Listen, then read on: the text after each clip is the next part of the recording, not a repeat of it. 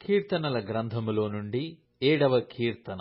యెహోవా నా దేవా, నేను నీ శరణుజొచ్చియున్నాను.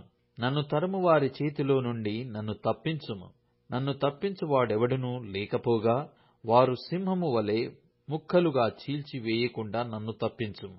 యెహోవా నా దేవా, నేను ఈ కార్యము చేసిన ఎడల, నా చేత పాపము జరిగిన ఎడల, నాతో సమాధానముగా నుండిన వానికి నేను కీడు చేసిన ఎడల, నా శత్రువు నన్ను తరిమి పట్టుకొననిమ్ము.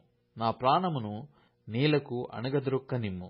నా అతిశయాస్పదమును మంటిపాలు చేయనిమ్ము. నిర్నిమిత్తముగా నన్ను బాధించిన వారిని నేను సంరక్షించితిని గదా. యెహోవా, కోపము తెచ్చుకొని లెమ్ము. నా విరోధుల ఆగ్రహము ననుచుటకై లెమ్ము. నన్ను ఆదుకొనుటకై మేల్కొనుము. న్యాయవిధిని నీవు నియమించియున్నావు గదా.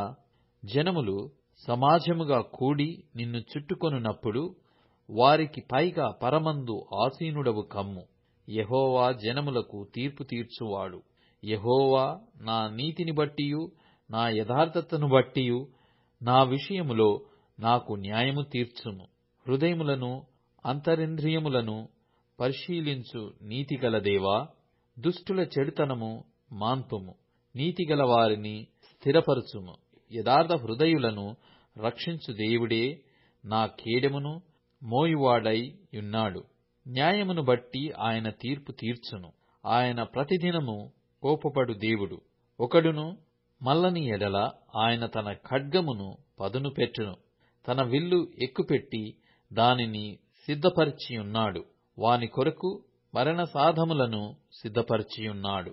తన అంబులను అగ్ని బాణములుగా చేసియున్నాడు.